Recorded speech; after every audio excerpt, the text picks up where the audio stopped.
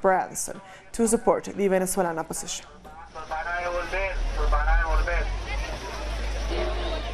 Our correspondent Alejandro Kirk is at the opposition concert on the border. He sent us this report just as it was beginning. That's right. Since the very early hours of this Friday, people have been pouring into Cucuta from Venezuela, other parts of Colombia and the city itself to attend this concert organized by Live Aids. It's a very professionally organized concert. Lots of money have been poured into this event. For the organizers, the music seems to be the least important thing. More important is to recruit people for tomorrow. Tomorrow is the day when people will attempt to cross the border and deliver this so-called humanitarian aid provided by the United States and brought here by military planes from the US. Colombian authorities have warned us that this situation, they expect like 200,000 people today here, is a very dangerous situation because the border is just 300 meters from here. And there is another concert on the other side organized by the Venezuelan government to support the Bolivarian revolution. So the situation with armed groups all over the place, with paramilitaries and guerrillas and narco dealers, and this is a situation that may possibly develop into violence, into shooting, into, they don't know exactly what could happen here. We thank Alejandro for that report. And earlier, my colleague Carla Gonzalez spoke with Swedish journalist Kajsa Ekman about the situation in Venezuela. She said that the so-called humanitarian aid being offered by the US is a trick and that propaganda is being spread around Venezuela to justify an invasion. If we were really talking about aiding Venezuela, what we would do was lift the sanctions, obviously. I mean, the sanctions that the US and the EU has put on Venezuela that doesn't allow the country to buy medicine or buy anything through foreign banks, of course, is the biggest threat to the people. And I think they were trying to play this trick with aid, knowing that the Venezuelan government would say no. So they wanted them to say no so that they can use this as an excuse to then invade the country. What we're seeing is a kind of war propaganda where we are trying to get the global population used to the fact that Venezuela will be invaded so that there will not be the same demonstrations that we saw, for example, when Iraq was invaded. So there is a story where we are told that the situation in Venezuela is horrible and that the only thing that can save it is a military intervention. This was not what I found at all. I think what Venezuela needs is solidarity from the international community and not an invasion. China has warned that the attempt by the United States and its allies to force the so-called humanitarian aid into Venezuela could trigger a major conflict. If the so-called humanitarian assistance were forcefully sent to Venezuela, it might trigger conflict and lead to serious consequences. This is not what anyone wants to see. China is against a military intervention in Venezuela and against any behavior that might cause escalation or even turmoil in Venezuela. Russia has also warned against the United States' plans to use the so-called humanitarian aid to stage a provocation. A dangerous provocation, the crossing of the border by the so-called humanitarian convoy, instigated and led by Washington, is planned for February 23rd. It can cause clashes between the supporters and the opponents of the current government and serve as a convenient pretext for conducting military action to topple the current legitimate president of the country. And Venezuelan opposition members have left the country's embassy in Costa Rica after taking over the building by force. On Wednesday, Maria Faria entered the mission saying she was fulfilling her duty after being named ambassador by the opposition leader Juan Guaidó. The president of Costa Rica, Carlos Alvarado, said Faria violated international law, adding there are rules in his country that need to be followed. Social movements in Caracas gathered outside the French embassy to condemn the repression against the Yellow Vest movement in France. They say these kinds of social struggles are always disregarded by the mainstream media. Wearing yellow vests, Venezuelans sent a message of resistance to the workers in France. They feel the world must know the injustice that the French people live under.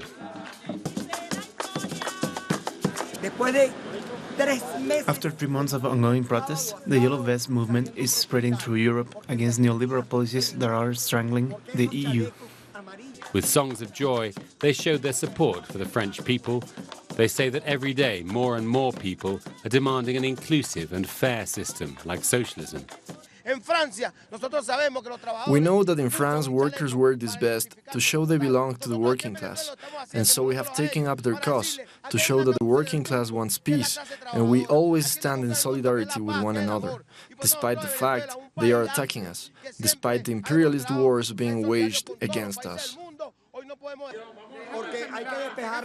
A raft of social struggles around the world never make the headlines in the mainstream media. Mainstream media are part of the system, as we see in their coverage of France, the rest of Europe, or of social movements who are rising up in the United States. They don't show this, or they call them small movements that will be forgotten. But these are huge movements that seek change. The mainstream media does this to us too, failing to show the large Chavista movements that support our government.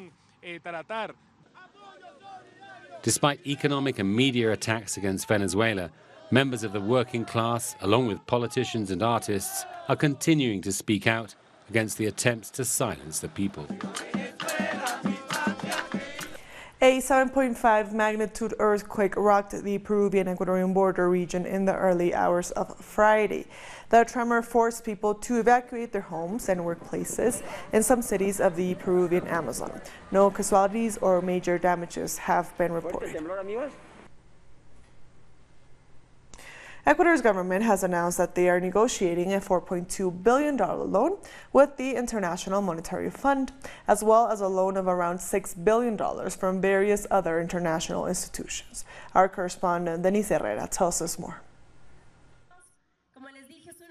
President Lenin Moreno announced that Ecuador has made an initial agreement with the IMF to receive a loan of $4.2 billion, adding that the repayment interest rate won't be higher than 5% and the debt will be clear in the next 30 years. Minister of Economy and Finance Richard Martinez said that Ecuador awaits approval from the IMF to continue with the loan. This is an unprecedented move for many reasons. First, because the structure of the agreement will merge multiple policies. This agreement will solve not only our fiscal problems, but allow us to restructure the development of modern economy.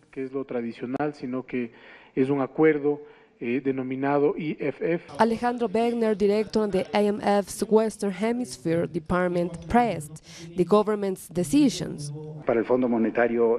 We'll have more details about this after our council approved this, but in the end, it is important for us to have Ecuador as our partner. The objective of the IMF and these kinds of institutions is to provide financial support, inclusion, social justice, and fighting corruption.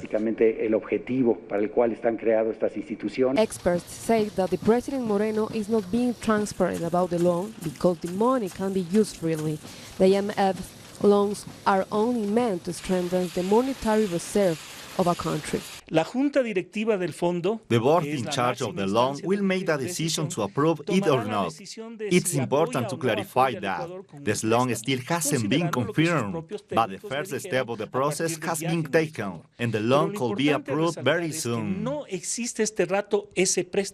Trade unions reject this step on the economy policies of the government. They argue the workers' rights will be affected. There are some contradictions and debatable topics here. Businessmen are pushing for labor reform, and the president of the business committee is on their side.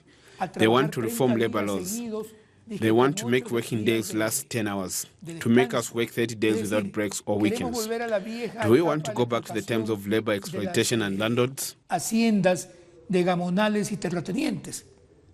Minister Martinez said that when the loan is agreed, the IMF payments will be $4.6 billion in 2019, $3.1 billion in 2020, and $2.5 in 2021. Ecuador will also receive $1.8 billion from the Latin American Development Bank and $1.74 for the World Bank.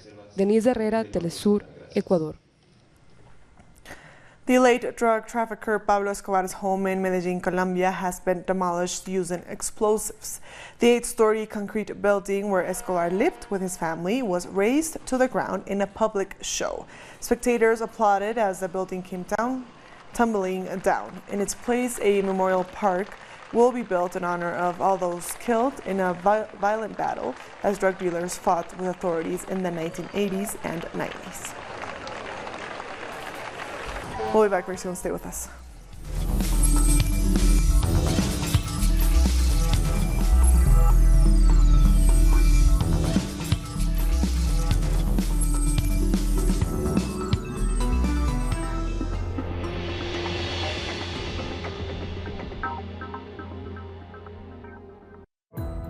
Our actions have an impact on the environment.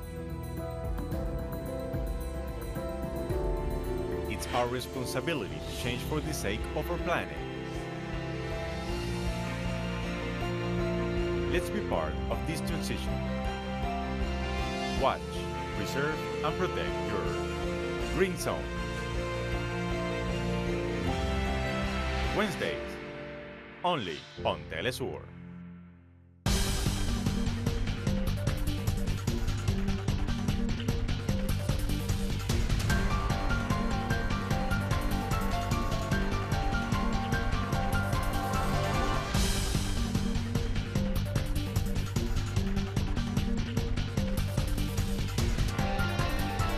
Reforms, they can find them on a wall exhibit like this. In normal election processes, it's normal to show the profiles of the candidates. During this referendum, we will show the Constitution so that any voter that has a doubt can consult it before voting. The election material is being delivered to each municipal commission. On Sunday, electoral delegates took part in a dynamic test to make sure everything is ready.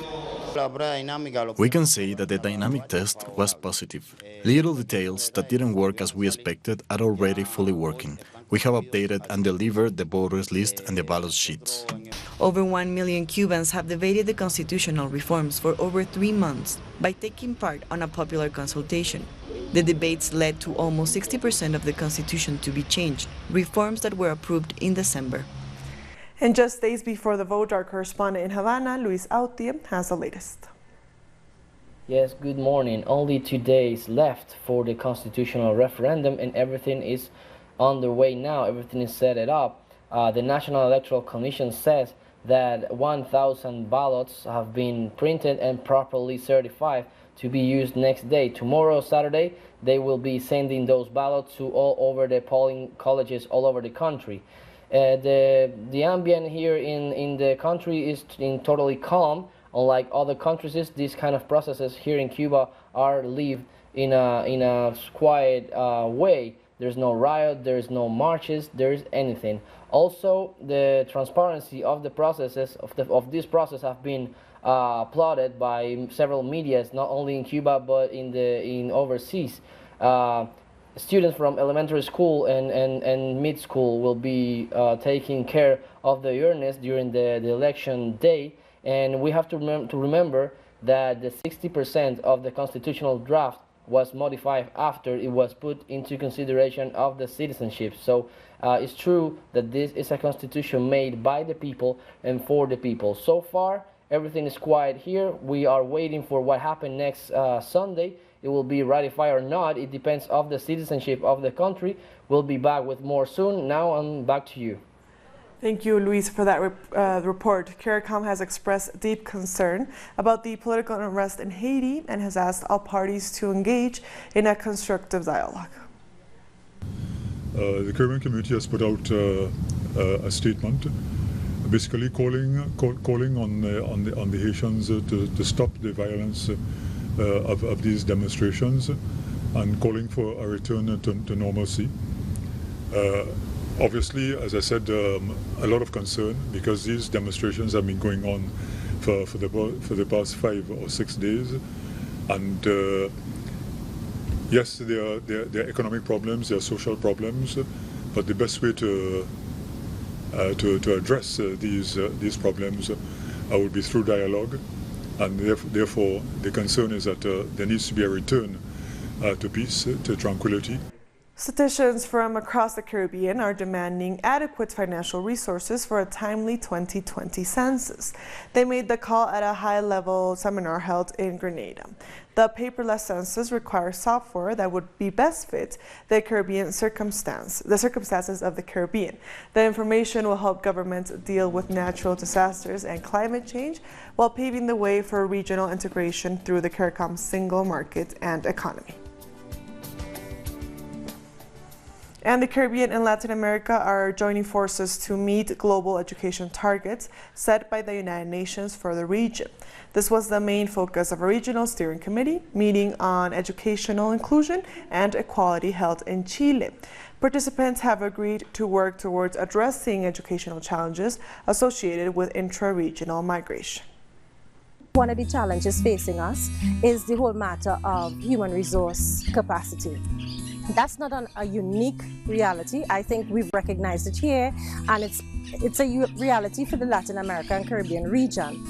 We've also recognized the need, and one of the challenges facing us is the need to ensure that all our interventions are strategic. In other words, to get the best bang for your buck, to reduce redundancies and to reduce areas of wastage. At least 18 people have died in the Democratic Republic of Congo when a truck transporting acid crashed and spilled its contents onto two vehicles. A dozen others sustained burns. Police say the truck hit a stationary bus and the acid poured out, burning the passengers. The accident happened along a highway near a mining area in the southeast. Nigeria's Electoral Commission has delivered voting material to 19 out of the 36 states for this Saturday's election. The Commission's chairperson said the rest of the states will receive theirs by the end of the day. And with this, they declared to be ready for voting day. Last Saturday, the Commission announced a one-week postponement just hours before the polls were to open, triggering widespread anger. Our correspondent in Pretoria, Matuba Malachie, has been following the case in Kenya and files this report. The much anticipated court ruling from Kenya has now been postponed for another 3 months, and the court has given its reasons for the decision, saying there is so much paperwork to go through that has been submitted with regard to the case that it needs to go through it so that it can come to a conclusion, and a fair conclusion, hopefully, to decide whether it will repeal what is now widely known as Section 162, which we know that prohibits intimate relations between people of the same sex, and it's widely regarded as an anti-gay law. And we know the gay community in Kenya has been under siege a lot, and we've seen hate crimes, and with people using the law as justification for rejecting the LGBTI community in that country. And there's been a lot of disappointment expressed for this postponement, but also a lot of people have welcomed it, hoping that this will give the court enough time to go through all the paperwork that's been submitted so there can be a fair and just decision at the end of it all. And everybody is now waiting to see if Kenya will follow the likes of India, a country seen as very conservative, recently just repealed a law that's also been seen as an anti-gay law, a law from the colonial past, the past of that country. Similarly, here in Africa, just a little bit north of South Africa, where I am now, Angola has just repealed a similar law, which has also been seen as an anti-gay law. So I don't know if the government is becoming a bit more gay-friendly or is really changing with the times. So these are the observations I would hope the judiciary in Kenya would be looking at, and the changing landscape in Africa and the face of Africa, because most African states do not condone same-sex relationships. So this will be something to wait and see, and if Kenya will also join countries that are previously known as being conservative to accept and show a bit leniency towards the LGBTI community. It's back to you, studio. We'll be back very soon. Stay with us.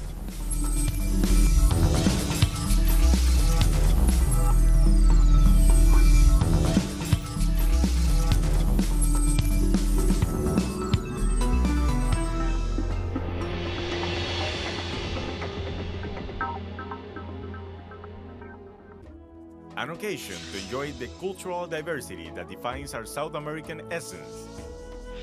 Come along to find out the story behind these personalities, traditions, and artistic expressions that unite us as a whole. Real Lives, Friday, only on Telesur.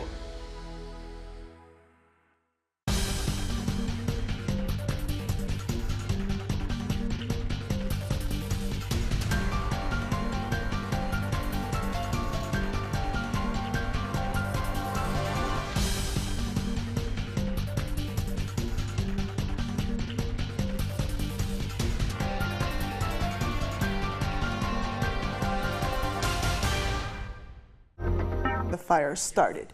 Dozens of victims were taken to different hospitals.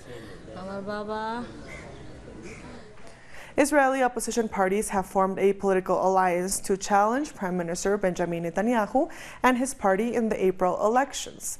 The Yes Atid and Israel Resilience parties announced that they will run together under a new blue and white party.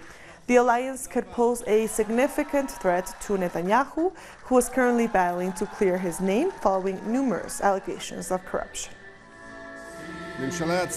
Israel has lost its way. The Netanyahu's government has created quarrel and strife, and turned good and intelligent citizens into sub-tribes. And divide and rule government that is steering its people, which is steering us as well. A bad spirit has swelled the streets, and this evening we are here to say enough. French students have hit the streets of Paris demanding greater effort to combat global warming. They were joined by Swedish teen activist Greta Thunberg as they called on government to resolve the climate crisis. Students across the world have been staging weekly climate protests for months. It's not okay anymore. There are figures that show that 3/4 of humanity will no longer exist in the year 2100, and there are people who don't react. There comes a time when we have to start to take action, make changes, laws, and the French state has to start dealing with this, because we heard the right words, but for the moment there has been no real action. A former U.S. Marine and alleged spy has been charged with espionage in a Russian court. Paul Whelan was taken into custody last December by the Russian Federal Security Service. He was said to have been carrying a USB containing state secrets. The court has extended his detention until May and refused to release him under house arrest. And with that, we've come to the end of this news brief. These and other stories, as always, find them on our website at telesurenglish.net. And also join us on social media. We are on Facebook, on Twitter, and on Instagram. For Telesur English, I am Estefania Bravo. Thank you for watching.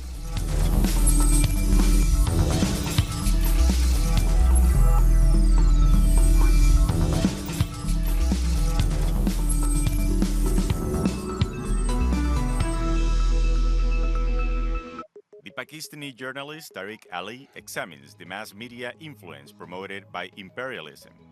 Get access to the analysis of the socio-economic and political life of the whole South America on our screen and platform in English. A critical place committed to the truth to determine the major events that transform the world today. Mondays, only on Telesur.